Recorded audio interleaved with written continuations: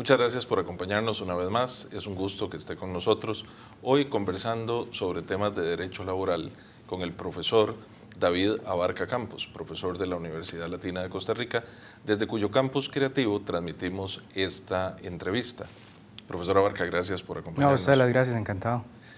Para quienes nos sintonizan recién, David Abarca es abogado y notario, tiene experiencia tanto en el sector público como en bufetes privados, también como abogado corporativo de una de las grandes transnacionales que operan en el país y actualmente se desempeña como juez laboral, que es precisamente el tema del que hoy queremos conversarle. Entonces, David, hace escaso año y medio, 18 meses hace aproximadamente, entró en vigencia lo que se ha conocido como la Ley Procesal Laboral.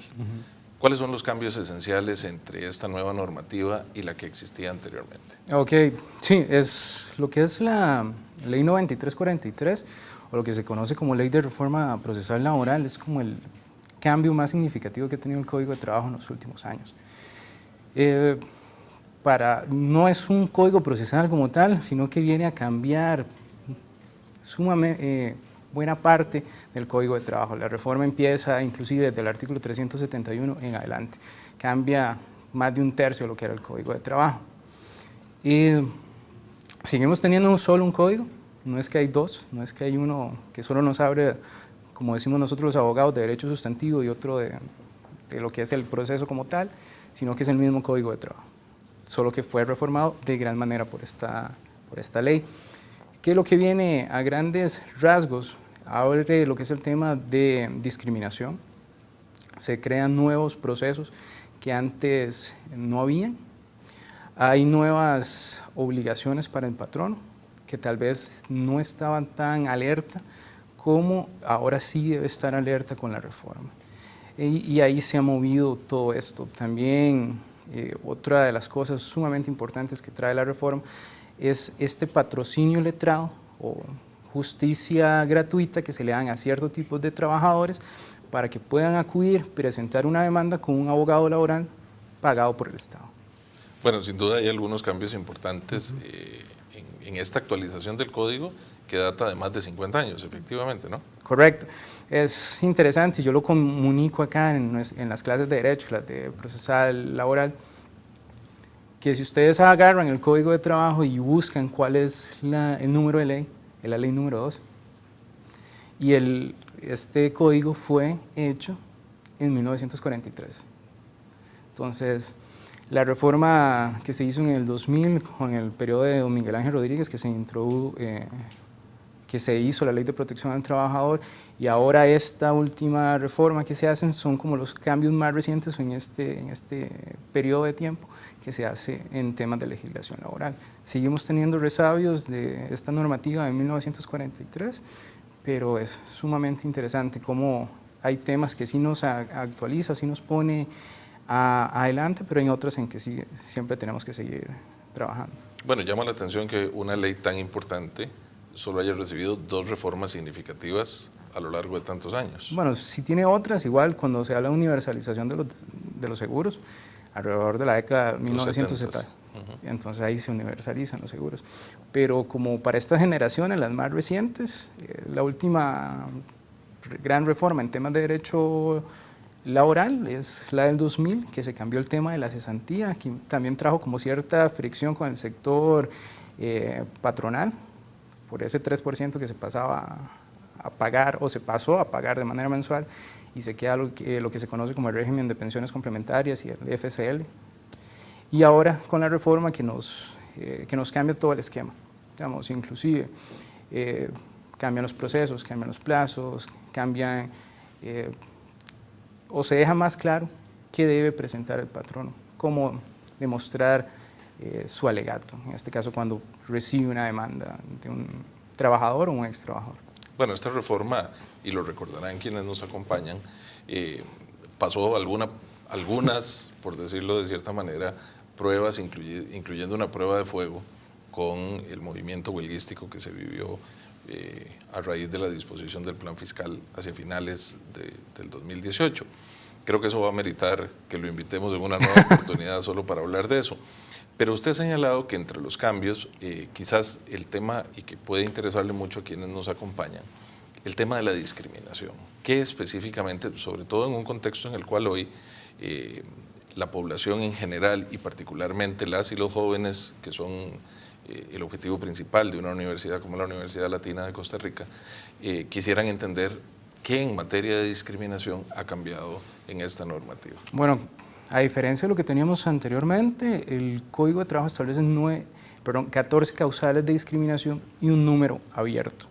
Entonces, temas de religión, sexo, afinidad, situación económica, origen social, los fueros sindicales, edad, sexo, se encuentran contemplados en el código, pero además tiene una particularidad que dice que se verá cualquier otra forma análoga a discriminación. Entonces, si la persona trabajadora dice que está siendo discriminado, ejemplo, porque no se contrató a alguien que vive en un barrio de clase media o clase media alta y él dice que no se le contrató porque viene de una zona urbana no marginal, eso podría considerarse como un tema discriminatorio. No sé si esto podría entenderse también como discriminatorio. Quizás quienes nos acompañan les haya ocurrido. Muchas veces uno ve en los anuncios donde se busca empleo, sea en el periódico, en internet, en Facebook, que nos indican, por ejemplo, se requiere que sea mujer o se requiere que sea hombre, mayor o menor de tantos años, que resida en tal zona. ¿Eso podría entenderse como una forma de discriminación a la luz del código? Sí, totalmente.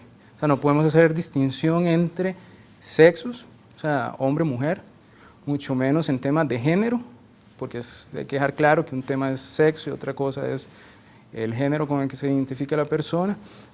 Temas de la dirección de un trabajador podría entenderse que pudo haber sido un tema para apartarlo o no dar esa oferta de trabajo. ¿Por qué? Porque inclusive hace recientemente creo que el Ministerio de Seguridad sacó cuáles eran los barrios más problemáticos. Entonces pensemos en un trabajador que viene de uno de estos barrios y yo tengo una persona que vive, tengo dos postulantes. Uno vive en una zona urbana marginal y otro vive en Trejos Monte Alegre. Contrato el de Trejos, teniendo las mismas mismas actitudes y capacidades, educación, experiencia, los mismos idiomas, pero solo por vivir ahí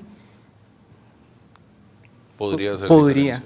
Y es eso, justamente ese segundo que usted tardó en decir, eso es duda.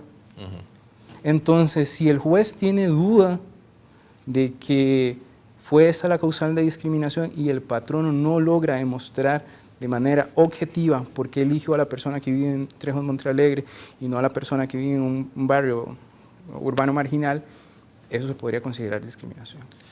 Hoy en día son muchas las personas que acostumbran tatuar su cuerpo, usar piercing o algún otro distintivo que en algunas empresas prefieren que sus colaboradores no tengan. ¿Eso también podría entrar en esta categoría? Hay que tener claro algo, no toda diferenciación es discriminación. Entonces existe una razón objetiva de por qué yo le pido a un trabajador que no se vista o deje a la vista ciertos tatuajes o el piercing o por la operativa de la empresa, esto no se puede utilizar, no sería discriminación. El tema es cuando si no hay nada, o sea, si simplemente es una decisión que no tiene respaldo, no hay una directriz, una política interna de la compañía que nos diga el por qué eso no se está utilizando, porque inclusive aquí hay empresas multinacionales que por los aparatos que se toquen no permite que las personas se lleven anillos o dejen su reloj y su teléfono en otros lados porque produce estática y podría dañar los equipos. Y ahí hay una razón para que la persona no ingrese con esa vestimenta. O si pensamos en una persona que tiene el cabello muy largo y está trabajando con alimentos y esta persona no se quiere poner la red, usted sí tiene una razón objetiva para decirle por qué no puede venir con ese cabello o por qué ese cabello o ese corte no es posible en este rol. O sea, no toda diferenciación es discriminación, sí debe haber una razón objetiva de por qué yo no le permito a esta persona mostrar sus tatuajes. Si el tatuaje, el piercing no afecta en nada la operación, podría verse. Ahora, muy interesante ahora que usted menciona teléfonos o dispositivos electrónicos. Para muchas personas y particularmente para las personas jóvenes, el uso de sus teléfonos es prácticamente inherente a ellas y ellos. O sea, es poco más que una afrenta pedirles que no lo utilicen o bien que lo dejen en algún lugar en específico. Uno podría entender que hay trabajos donde, por la naturaleza del trabajo, el teléfono podría hacer interferencia, pero podrían haber otras razones por las cuales se restrinja el uso de los teléfonos y aprovecho para que usted también se pueda referir.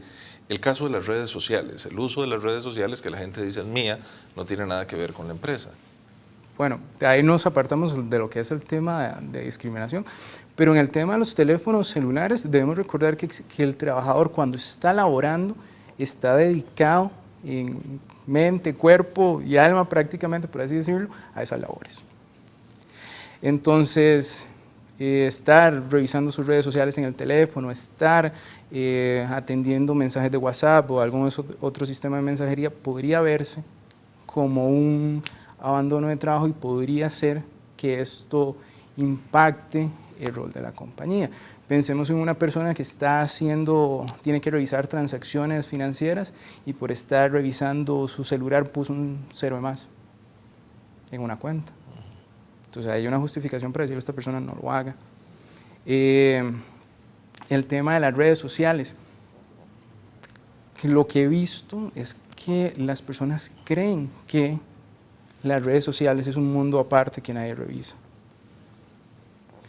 Y tal vez, si lo comento aquí en las clases en la universidad, don Jorge, si usted va a cualquier parque y grita algo, si nadie lo graba, porque ese es el riesgo ahora también, si nadie lo graba, usted terminó de gritar lo que estaba diciendo, se va y eso ahí queda. Y solo las personas que estuvieron ahí se percataron de eso. Pero en las redes sociales es prácticamente que ese comentario, ese meme que se compartió, ¿qué hay? No hay forma de borrarlo. Entonces, para nadie es un secreto que las personas que trabajan en recursos humanos revisan las redes sociales de las personas. Hay que tener muchísimo cuidado con lo que se dice, porque nos están viendo. Hay que tener muchísimo cuidado de que, ejemplo, a veces hay personas que ponen el puesto que tienen, el lugar donde trabajan y hacen publicaciones que a mí como empleador, si fuera el caso, me podrían afectar por el contexto que están haciendo. Y el patrono podría, si lo justifica, sancionar a esta persona, porque hay una afectación de su imagen. Están diciendo, este trabajador de esta compañía dijo esto y esto y esto. Entendemos que hay diferentes niveles de sanción, la más severa de las cuales es el despido, ¿verdad? Entiendo también que parte de los cambios, o por lo menos de algunas de las cosas que es importante considerar es en relación precisamente al tema del despido. ¿Usted podría explicarnos cómo varía la normativa en eso? Ok, perfecto.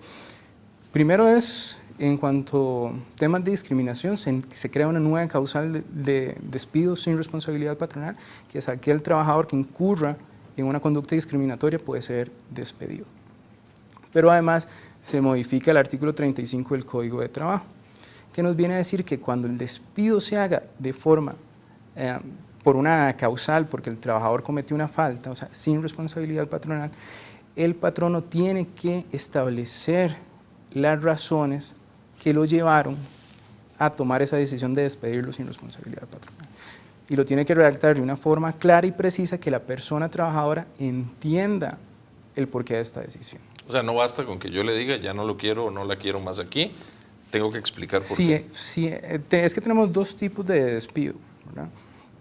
Uno que es con responsabilidad patronal, que es mi facultad como patrono de decir, usted trabaja bien, don Jorge, pero ya no lo necesita una compañía, aquí están sus vacaciones, aguinaldo, previso cesantía.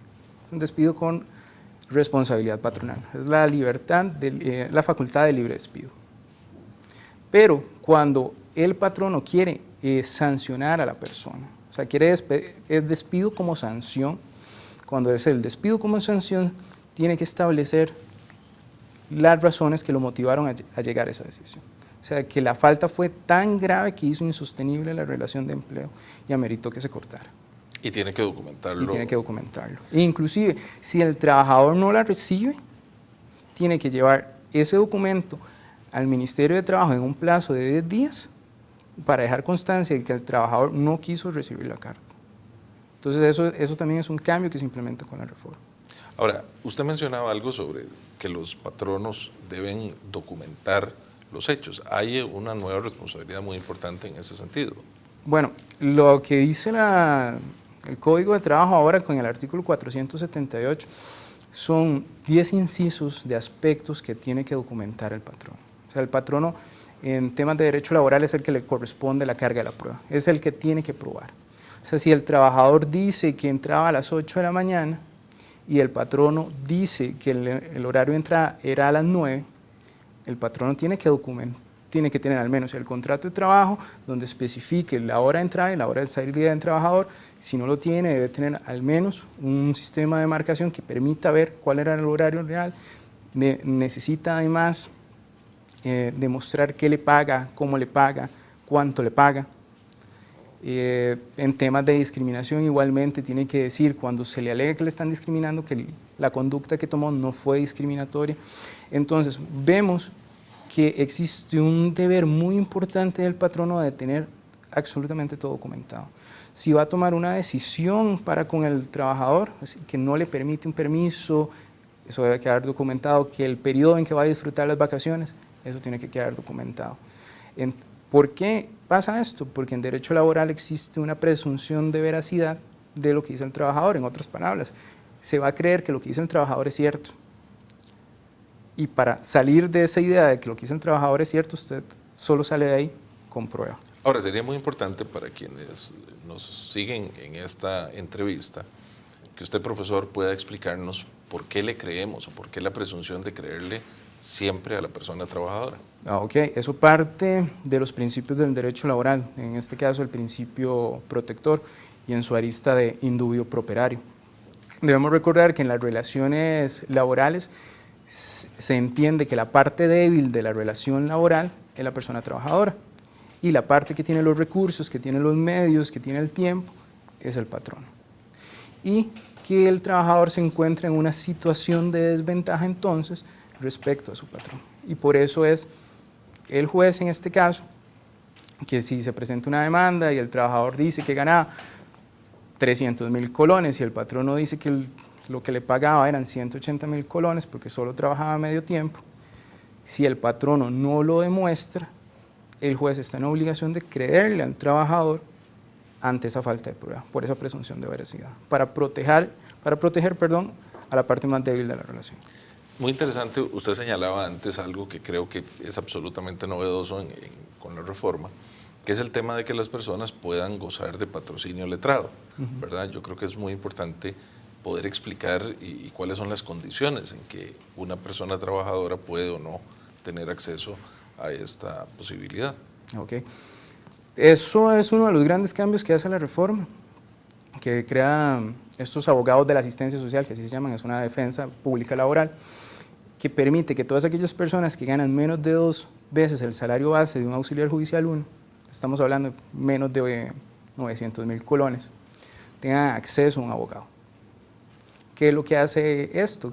Esto permite que la persona trabajadora, en lugar de lo que pasaba antes, que llegaba solo y presentaba su reclamo y no sabía qué recursos presentar, cuáles eran los plazos, no se halla en esa situación de desventaja en el proceso como tal, sino que cuente con un abogado experto que va a saber transmitir en una demanda qué es lo que el trabajador quiere, va a poder presentar las defensas o los argumentos, mejor dicho, que van a validar lo pedido por el trabajador y va a presentar los recursos en las diferentes instancias para velar por lo que pide el trabajador. ¿Y este profesional le acompañaría en lo que dure todo el proceso? En todo el proceso, desde la presentación de la demanda, las audiencias y los recursos, hasta que se finalice el proceso. Ok. ¿Y esto, o de qué manera ha impactado o ha tenido un efecto más bien en la organización del Poder Judicial como entidad y sobre todo en el área de derecho laboral, de resolver este tipo de disputa legal? Del Poder Judicial se crean estos abogados de la asistencia social, primer punto. Entonces crea todo este sistema de personas que atienden al usuario que vienen con sus consultas. Perdón, ¿es atención gratuita? Es atención gratuita. O sea, ellos pueden, si tienen alguna duda, también los van a atender. Si quieren presentar una demanda, igualmente se les conduce para que presenten la demanda, y el letrado, en este caso el abogado, es quien sabe cuál es el proceso que mejor corresponde para proteger los derechos del trabajador. Entonces, todo ese tema de logística se maneja ahí. En temas de proceso como tal, de la relación de partes, es decir, trabajador, patrono y juez, al haber un abogado de asistencia social, todo se vuelve más, ¿cómo decirlo? Es más técnico, en el sentido de que de alguna forma sube el nivel, porque estamos tratando entre profesionales. Abogados. Ajá. Entonces eso permite que el proceso, que lo que busca la reforma también es que sea más expedito, porque tal vez una persona antes no sabía cómo plantear un escrito de demanda, habían muchas prevenciones, pero al darle un abogado, el abogado sabe cuáles son los requisitos de la demanda, cuáles las formalidades que lleva, y se va aligerando el proceso también. Entonces es un tema de acceso a la justicia, derecho de defensa y celeridad. ¿Ha implicado esto un incremento significativo en la presentación de demandas o no? Sí, sí hay como un auge, por así decirlo, en las presentaciones de demandas. Nuestro país es un país bastante litigioso, ya por el costarricense se siente respaldado al sistema de justicia, entonces acude bastante a los tribunales. Pero antes esa inquietud, esa incerteza que tenían las personas trabajadoras de decir, mira, no presento la demanda porque entre lo que me voy a ganar y lo que le pago al abogado no me queda nada.